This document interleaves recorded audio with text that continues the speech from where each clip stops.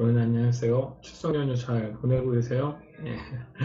뭐 추석이라 해도 뭐 코로나 때문에 전혀 분위기들이 안 나는 것 같은데 또 오늘 뉴스 보니까 많은 분들이 또 이동하시더라고요. 그래서 또 결국 가실 분들은 가시고 또 여행 가실 분들은 또 여행 가시고 뭐 그렇게 지내는 것 같습니다. 저는 오늘 이제 교회에 나와서 성경 공부를 좀 준비하면서 좀 새롭게 좀 다양한 시도들을 하느냐고 시간이 좀 많이 지났습니다. 좀 걱정이 돼요. 예. 제가 좀 아까 이미 녹화를 하나 했는데 음성이 겹쳐서 들어가서 다시 녹화를 하고 있는 것입니다. 그래서 여러분들 좀 이해하시고 시간이 좀 어겨서 올라갈 것 같은 느낌이 드는데 그래도 여러분들 좀 기다려 주시고 또 오늘이 아니더라도 좀 내일이라도 성경 말씀 좀 보면서 우리가 좀 공부해 나가는 시간이 되길 간절히 소망합니다. 자, 오늘은 미가서입니다. 미가서. 자, 미가서가 무엇일까요? 네, 이렇게 나와요. 하나님 백성에게 심판과 삶의 회복을 촉구한다 라고 이야기를 해요. 여기서 계속해서 거기에서 나오죠. 심판과 삶의 회복을 촉구한다. 그러니까 하나님의 백성에게 요구되어지는 건 뭐냐? 하나님의 의 때문에 결국 죄인인 너희가 심판받을 거야. 그런데 하나님이 사랑하셔서 회복시킬 거야. 그러니까 회개하고 하나님께로 나와. 이거 정말 간단한 도식인데 이 도식 하나를 우리가 잘 못 지키는 경우들이 많죠. 잘 못 지키는 게 아니라 제대로 지킨 적이 없어요. 그러니까 남유다 북이스라엘이 망한 거고 그러니까 결국 예수 그리스도가 이 땅에 오신 것입니다. 자, 미가서 6장 8절 말씀 볼까요? 사람아 주께서 선하는 것이 무엇이며 내게 보이셨나니 여호와께서 내게 구하시는 것은 오직 정의를 행하며 인자를 사랑하며 겸손하게 내 하나님과 함께 행하는 것이 아니냐 이렇게 나와요. 자, 이게 핵심 말씀입니다. 이 말씀은 저희가 뒤에 한 번 더 나오니까 뒤에서 명확하게 살펴보도록 하겠습니다. 우리 통으로 보기 1장에서 3장까지가 이스라엘과 유다의 심판, 그리고 4장에서 7장이 삶의 회복을 촉구한다 라고 나와요. 그러니까 심판과 촉구가 같이 등장하고 있다라고 보시면 좋을 것 같습니다. 자, 들여다보기 들어가세요. 미가가 전한 이스라엘과 유다의 심판, 그래서 1장에서 3장 앞부분인 거죠. 심판에 대한 메시지를 볼까요? 미가는 이사야와 비슷한 시기에 활동하던 선지자다. 그러니까 미가는 어느 시대냐? 이사야와 같이 활동했던 시대라고 보시면 돼요. 그러니까 9세기 예언자가 누구냐? 엘리야, 엘리사예요. 이 9세기 예언자의 특징은 뭐예요? 아주 카리스마틱한 능력들이 나와요. 근데 이 9세기 예언자들은 문서 작업을 하지 않아요. 엘리야, 엘리사가 그렇게 위대한 사역을 했음에도 불구하고 엘리사서, 엘리야서가 없죠. 자신의 이름으로 된 책을 만들지 않았는데 이 8세기 선지자에 들어와서 드디어 문서 예언자들이 등장을 하는데 그러니까 문서 예언자의 가장 초기 모델 중에 하나가 이제 미가서, 이사야서라고 보시면 좋아요. 그래서 이사야가 주로 왕과 관련을 맺으며 이방 나라까지 광범위하게 사역했던 선지자라면 그렇죠? 네. 그러니까 이사야는 궁중 선지자였어요. 그 왕 옆에서 어떤 하나님의 뜻을 전달하는 역할을 했다면 미가는 민족 지도자들의 타락을 지적했다. 그러니까 궁중 밖에서 일반 서민의 삶을 살아가면서 그 시대를 살아가고 그 시대를 이끌어가고 있는 지도자들의 타락에 대하여 고발하는 것이 바로 미가다라고 보시면 돼요. 미가서의 내용은 하나님의 백성들, 특히 사마리아와 예루살렘 지도자들의 죄악을 지적하는 부분과 하나님이 이루실 회복을 소망하며 죄에서 돌이킬 것을 촉구하는 부분으로 나눈다라고 나와요. 자, 미가서 시대에 이 멸망이 임박한 북이스라엘의 타락이 유다까지 이어졌다. 그러니까 미가서 시대에 이미 북이스라엘은 멸망이 임박해 있어요. 근데 그 북이스라엘 타락이 북이스라엘에만 국한되는 것이 아니라 이미 유다까지 미쳤다라는 것이죠. 그것을 어떻게 설명하고 있냐면 우리가 이 지도를 통해서 보면 이렇게 지도가 여러분들에게는 잘 보이실지 모르겠지만 왼편 위쪽으로 있는 게 이제 이스라엘이죠. 그리고 그 밑에 쪽으로 오른편 쪽에 있는 게 유다죠. 그 이스라엘과 유다 사이에 그 지중해 연안에 붙어 있는 블레셋이라는 국가가 나오죠. 근데 이 블레셋에 점점 확장되어 가고 있어요. 원래 여기 쉐펠라라고 나오죠. 이 쉐펠라라는 지형이 블레셋이 차지하고 있는 땅이 아니었는데 이 미가 시대 때 블레셋이 점점 이 남유다와 북이스라엘로 약진하고 있는 모습들이 보여요. 그 경계선 옆에 블레셋 파란 거 오른쪽 위쪽으로 보면 미가 고향이 나오죠. 그러니까 미가의 고향 바로 여기서 블레셋이 쳐들어와서 침공하고 있고 그들의 영토를 확장하게 하는 것과 또 북이스라엘의 타락 그리고 그 타락이 남유다로 미치고 또 특별히 더 북이스라엘 북쪽에서는 어디요? 아수르, 디글라빌레셋 3세가 정말로 무장하고 준비되어서 이 북이스라엘을 압박하고 있는 정세적 상황 속에서 그 절박한 상황 속에서 이가는 하나님의 뜻이 가장 우리 가운데 필요함을 이야기해주고 있는 장면이 바로 시대적 배경이라고 보시면 돼요. 그러니까 이 미가의 고향에서 주로 이제 어떤 정세를 바라보고 그 시대를 바라본 미가의 시각 또 그 미가에게 하나님께서 예언을 주셔서 전달하고 있는 메시지가 미가서라고 보시면 좋을 것 같습니다. 계속해서 내용에 들어가서 보면요. 이러므로 내가 애통하고 애곡하고 벌거벗은 몸으로 행하며 들깨같이 애곡하고 타조같이 애통하리니 여기서 보면 애통, 애곡, 애통이 계속해서 반복하죠. 자, 그럼 애통, 애곡 이것이 무엇이라고 표현하고 있어요? 여러분들 제가 계속해서 말씀드리잖아요. 히브리어로 나함이 무엇이냐? 바로 이스라엘 백성을 하나님께서 위로하신다라는 위로의 표현이죠. 근데 이 히브리어 나함에는 뭐가 같이 들어있다고요? 바로 이 애통도 같이 있다고요. 그리고 어떤 사람이 애통한다고요? 바로 자신들을 구원할 길이 스스로에게 없음을 깨닫고 오직 하나님에게 있는 사람들이 하나님께 나와서 엎드려 기도하면서 결국 하나님의 위로를 경험하죠. 그러니까 이 미가가 애통했다라는 말은 무엇이냐면 그 시대의 시대상으로 봤을 때 도저히 자신들이 무언가를 할 수 있는 방법이 없다는 것을 깨닫고 하나님 앞에 엎드려 기도하는 것이 그들의 애통이라고 보시면 좋아요. 자, 하나님의 백성은 지도자들로부터 탐욕으로 일그러진 삶을 살았다라고 나와요. 그들의 침상에서 죄를 꾀하며 악을 꾸미고 날이 밝으면 그 손에 힘이 있으므로 그것을 행하는 자는 화 있을진저 밭들을 탐하고 빼앗고 집들을 탐하여 차지하니 그들이 남자와 그의 집과 사람과 그의 산업을 강탈하도다.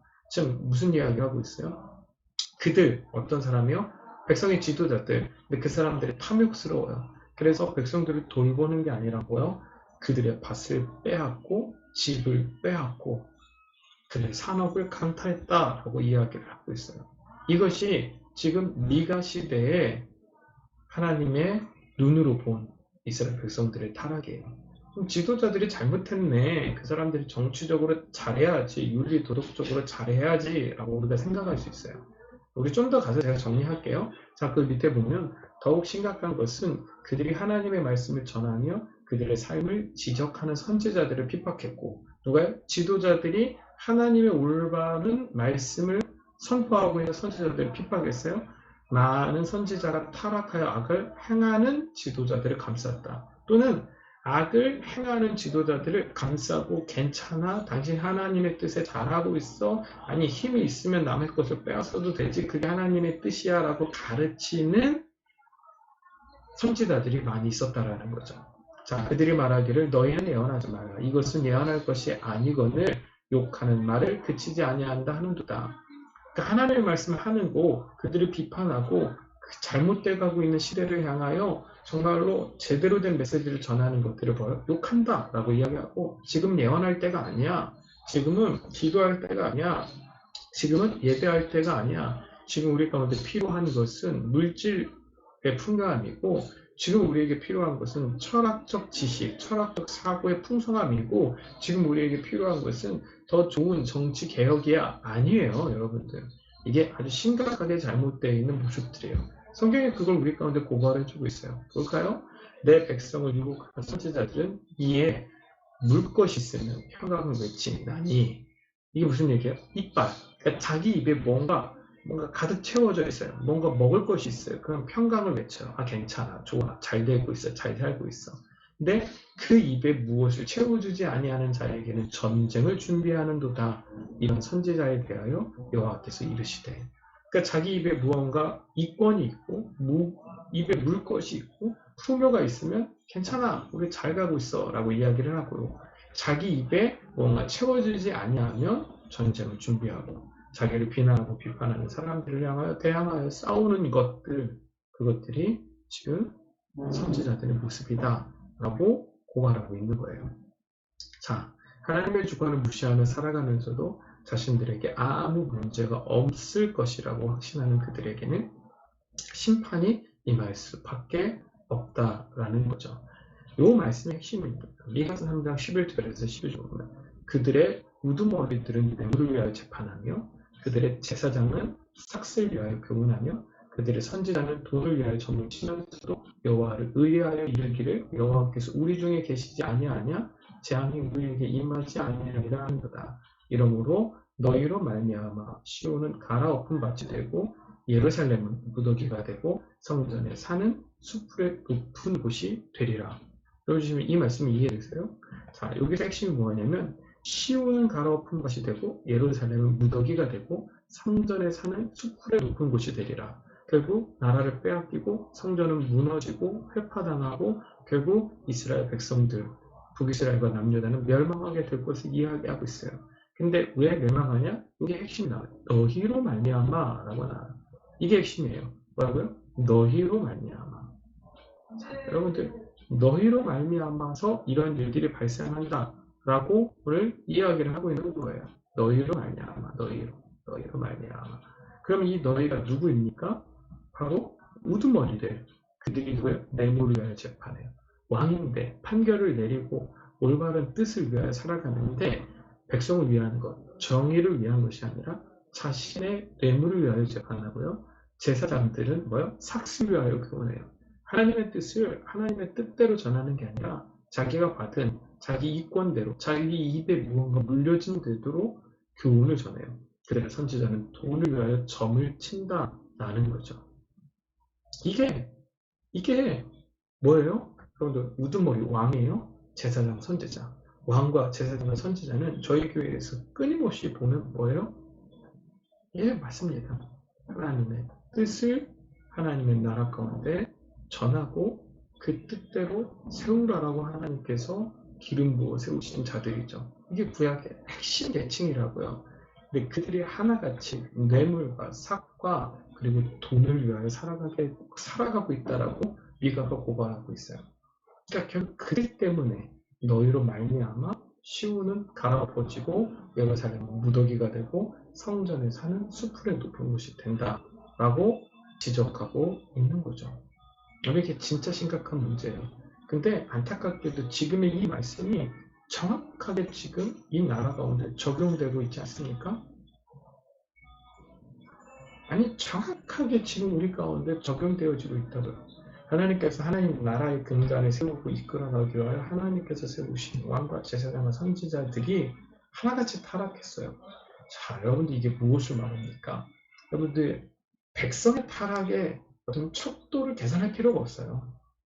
한 나라의 윤리 도덕 그리고 어떤 도덕의 수준의 평가는 정치인들이에요. 그러니까 정치인들, 위에 있는 사람들, 기득권자들이 타락하잖아요. 그러면 그 밑은 볼 것이 없어요. 더 심각한 타락이 일어날 수밖에 없어요. 그게 당연한 거 아니에요? 아니 정치인들, 위에 있는 가르치는 선생들이 그러고 있는데 밑에 있는 사람들이 무엇을 보고 그들 스스로 서로 추구하며 살아가겠어요. 당연히 안 좋은 결과가 나올 수밖에 없죠. 그러니까 결국 그들 때문에 나라는 빼앗겨지게 된다라고 성경은 우리 가운데 이야기를 하고 있어요.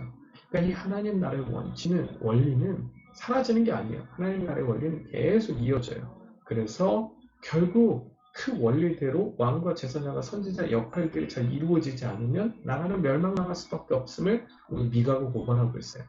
그러니까 반대로 생각하면 하나님 나라의 왕과 제사장과 선지자가 그 역할들을 해야 돼요. 그러니까 이 세상의 정치 지도자들 그게 아니라 거기는 어쩔 수 없이 자기 야망을 위해 살아간다니까요. 근데 우리가 그들과 똑같아서는 안 된다는 거죠. 그러니까 적어도 저와 여러분들은 왕과 제사장과 선지자로 정말로 하나님의 뜻을 위하여 이 땅 가운데 몸부림치는 인생이 될 때 하나님께서 우리를 통하여 하나님의 나라를 확장시켜 나가리라 믿습니다. 자, 두 번째, 삶의 회복을 촉구하죠. 계속해서 말합니다. 멸망으로 끝나지 않아요. 선지서의 특징은 심판, 어떤 심판? 신명기를 기준으로 했을 때, 하나님의 율법을 기준으로 했을 때 정직하고 하나님의 뜻에 합당하게 살아가지 못한 그들을 하나님께서 심판하시죠. 그런데 그 심판으로 끝나는 게 아니라 하나님은 계속해서 회복하라고 우리를 촉구하고 계신 거예요. 자, 사람아 주께서 선한 것이 무엇임을 내게 보이셨나니 여호와께서 내게 구하는 것은 오직 정의를 행하며 인자를 사랑하며 겸손하게 내 하나님과 함께 행하는 것이 아니냐. 여러분 이게 핵심이에요. 자 보세요. 이게 지금 무슨 얘기라고 했냐면 사람아 주께서 선한 것이 무엇임을 내게 보이셨다. 하나님이 선한 것이 무엇인지를 알려주셨다는 거예요. 그래서 여호와께서 내게 구하시는 것은 오직 정의를 행하며 인자를 사랑하며 겸손하게 내 하나님과 함께 하는 것이 아니냐. 그러니까 이 당시에 이스라엘 백성들, 남유다의 백성들이 선이 무엇인지를 몰랐을까요? 알았다고요. 근데 미가는 지적하는 거예요. 네가 알고 있는 그 선이 하나님이 원하시는 선이 아니라 하나님께서 선한 것이 무엇인지를 너희에게 알려주셨다는 거예요. 그게 뭐예요? 이 당시엔 율법인 거죠. 하나님의 뜻인 것이죠. 그래서 하나님께서 원하시는 게 무엇이냐? 그 율법의 정의를 행하며 그 율법에서 정말로 행하라고 하는 사랑을 실천하며 창조주 밑에 있는 피조물로서 늘 겸손하게 하나님과 함께하라. 결국 선함이 무엇이냐? 하나님과 함께하는 것이다라고 성경은 이야기를 해요. 그렇죠? 지금도 마찬가지잖아요. 그런데 신약으로 넘어와서 이 개념이 바뀌냐? 바뀌지 않아요. 우리가 하나님과 함께해야 되는데 함께할 수 없어요. 왜요? 죄로 인하여. 거룩하신 하나님 옆에 정말로 죄인인 우리가 함께할 수 없어요. 그래서 하나님께서 우리를 함께하게 하시기 위하여 예수 그리스도를 통해 우리 죄를 사해 주신 것이죠. 그래서 강제적으로 우리에게 거룩의 옷을 입히신 거예요. 그래서 우리와 함께 하시는 거예요. 그러니까 우리가 생각하는 선함은 정말로 무언가 내 걸 나누어주는 것, 착함이라고 생각하는데 그 착함이 아니라 하나님께서 원하시는 선함은 무엇이냐? 하나님과 함께 하는 것. 근데 내 의지, 내 힘으로 함께 할 수 없으니까 성령의 능력, 성령의 힘으로 내가 함께 주님과 동행하며 살아가는 것, 그것이 선함이에요. 그러면 자연스럽게 하나님의 뜻이 나오는 거죠. 자, 그다음에 봅시다. 하나님의 백성에게 형식적인 종교 행위를 뛰어넘어 진정으로 하나님의 주권을 인정하고 말씀대로 살아가는 사랑과 정의의 삶을 요구하신다. 정의는 사람이 하나님의 말씀을 원칙으로 삼아 사람을 상대하는 성실성을 말한다. 정의는 단순히 정직한 행동을 의미하는 것이 아니라 하나님이 가르치신 사랑을 실천하는 것이다. 우리는 미가처럼 기도하며 사랑과 정의의 삶을 살며 하나님 나라를 소망해야 된다. 예, 뭐 틀린 말은 아니에요. 그런데 여기서 정의에 대한 부분에 대해서 좀 우리가 생각해 볼 필요가 있어요. 그러니까 정의는 사람이 하나님의 말씀을 원칙으로 삼아 사람을 상대하는 성실성을 말한다. 자, 정의는 사람이 하나님의 말씀을 원칙으로 삼는다. 이거 맞아요? 틀려요? 맞죠. 팩트예요. 확실한 거예요. 그러니까 정의는 우리의 기준이 아니라 뭐요? 사람이 하나님의 기준대로 살아가는 거예요. 그러면 사람을 상대하는 성실성. 자, 저는 이 부분이 뭐 틀렸다, 이상하다, 뭐 이렇게 안 보이기도 해요. 그러면 굳이 조금 더 디테일하게 좀 짚어보면 결과론적으로는 사람을 상대하는 모습으로 나오죠. 그런데 우리가 하나님의 말씀을 원칙으로 삼아 우리의 대상은 사람이 아니라 하나님이에요. 이게 핵심이에요. 이 말이 좀 이해가 되시나? 하나님이라고요. 우리는 하나님의 의의 실현을 위하여 살아가는 거예요. 여러분들, 저와 여러분들이 예수 그리스도 십자가의 보혈의 은혜로 구원받은 건 하나님의 의의 실현이에요. 사랑의 결과가 아니라 그건 의의 실현이라고요. 이것이 무엇이냐? 하나님의 의는 뭐냐? 죄를 싫어하시는 거예요. 그래서 죄를 반드시 심판하셔야 돼요. 그래서 저와 여러분들이 죄 아래 있었다고요? 그래서 우리가 하나님께로 나아갈 수 없어요. 뭐? 죄가 막고 있어서. 그러니까 우리는 이 죄 아래에서 심판받아 결국 사망해서 사라져야 될 존재들, 영원한 형벌에 처해야 될 존재인데 하나님께서 이 죄를 심판해 버리셨어요. 누굴 통하여? 예수 그리스도에게 우리의 죄를 전가시키셔서 이 죄를 삭제해 버리신 거예요. 그래서 우리가 하나님 앞에 의의 존재, 거룩의 존재로 서 있게 된 거예요. 그러니까 저와 여러분들 안에 하나님의 뜻이 나타났다라는 핵심은 뭐냐? 하나님의 의가 실현되어진 거예요. 죄를 심판하신 거고. 이해되셨죠? 죄를 심판하셔서 하나님의 의가 실현되어진 게 지금 저와 여러분들의 형태예요. 그럼 우리가 해야 될 일이 뭐냐? 하나님의 나라, 아까 이야기한 왕과 제사장과 선지자의 일이 무엇이냐? 여전히 죄 가운데 있는 그들에게 의의 실현을 선포해 주는 거예요. 누가 하셨습니까? 하나님. 그러니까 우리가 다가가야 될 대상은 사람이긴 하지만 종국적으로 우리가 목표 삼는 건 그들이 아니라 하나님의 의의 실현이 목적이 되어야 된다고요. 그 나타나는 대상이 사람이기 때문에. 그래서 그 사람이 결국 변화되고 구원받는 것, 그것이 하나님의 뜻이다 라고 생각을 하시면 돼요. 그래서 저와 여러분들 그 뜻대로 살아가요. 그런데 그들을 상대하는 성실성이라고 지금 이 책에서 말하고 있죠. 근데 이 성실성은 누구에게서 나오는 걸까요? 우리에게서? 아니죠. 이 성실성은 하나님의 열심이에요. 하나님의 열심이 나에게 긍휼의 마음을 부어줘서 내가 그 영혼들을 향해 긍휼히 여김을 가지고 나아가게 만드는 거예요. 그러니까 이웃사랑은 하나님이 날 사랑하시는 그 사랑으로 내가 이웃을 사랑하는 거잖아요. 이렇게 하나님의 사랑이 뭐라고요? 나를 구원하시는 하나님의 사랑. 그래서 예수 그리스도에게 십자가의 죄를 전가시켜서 그걸 심판해 버린 거예요. 그래서 그 의의 실현의 결과가 저와 여러분들인 거고, 그 의의 실현을 우리가 알고 있다면 여전히 죄 가운데 있는 사람들을 우리가 견디지 못하는 거예요. 그래서 어떻게 다가가는 거예요. 복음을 전하는 거예요. 그래서 어떻게든 그들에게 하나님의 구원을 전하는 것, 이게 진짜 이웃 사랑인 것입니다.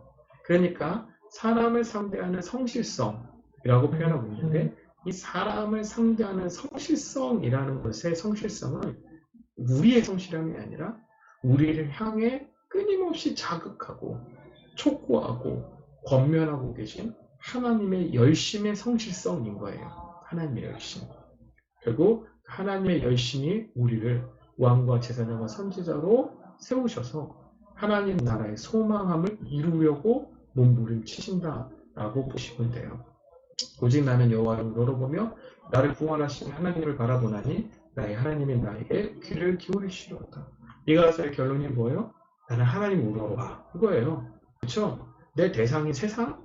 지금 세상이 타락했어. 세상에 문제가 많아. 세상에 정의가 실현되지 않아. 구제가 나타나지 않아. 어떤 욕심만 나타나. 그러니까 나는 세상에 뛰어들어가서 개혁할 거야, 변할 거 아니라 네가 이 선택은 뭐예요? 나는 그냥 하나님을 물어볼 거야. 왜? 그게 정답이니까.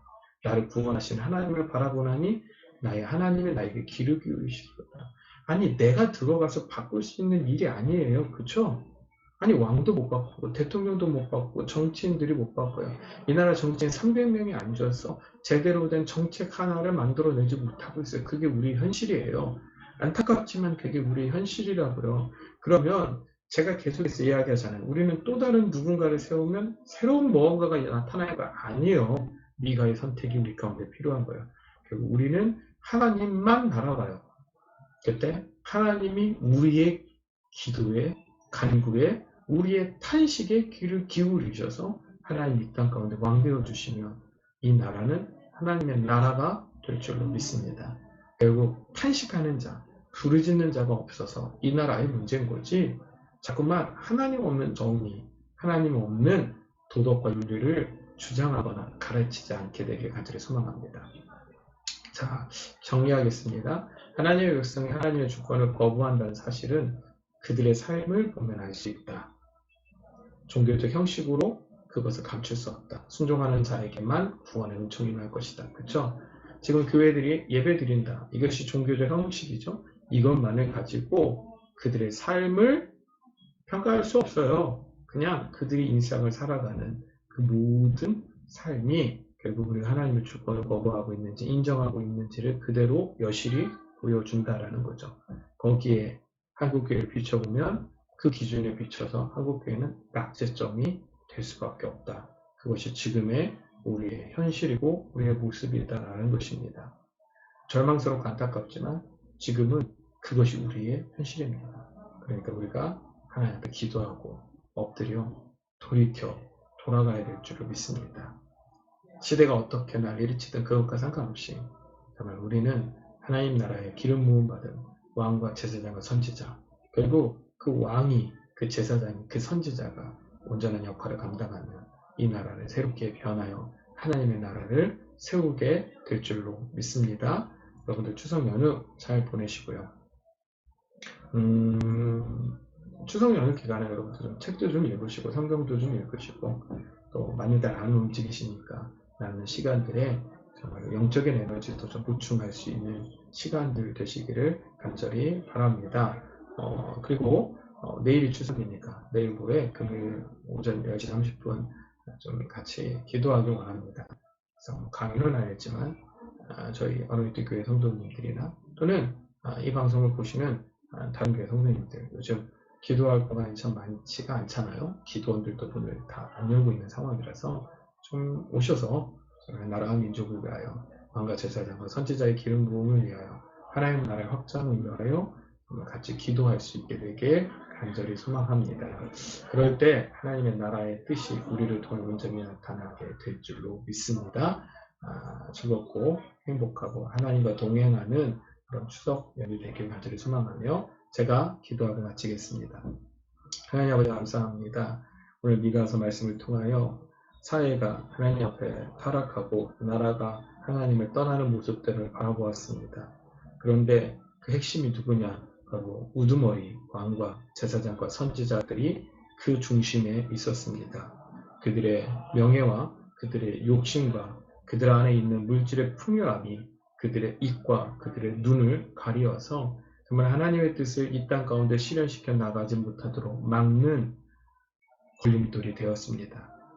오늘 이 시간 우리가 하나님 앞에 기도하며 다시 한번 이 나라 이 민족이 하나님의 나라로 세워지길 간절히 소망하오니 지금 우리가 같이 기도하는 자들, 이 말씀을 같이 공부하고 하나님 앞에 나와 엎드리는 자들을 새롭게 기름 부어서 왕과 제사장과 선지자로 세워 정말로 이 땅 가운데 손가락질 당하고 지금은 예언할 때가 아니다라는 소리를 듣더라도 끝까지 주의 말씀과 주님의 뜻을 이 땅 가운데 전하고 실현시켜 나가는 주님의 백성들 될 수 있도록 하나님 붙잡아 주시고 인도하여 주시옵소서. 추석 연휴 기간을 맞이하여 각 가정에서 쉬고 먼 거리를 이동하는 모든 성도님들 가운데 주님께서 함께하여 주시고 평안과 위로를 주시리라 믿으며 우리 주 예수 그리스도의 이름으로 간절히 기도하였습니다. 아멘. 감사합니다.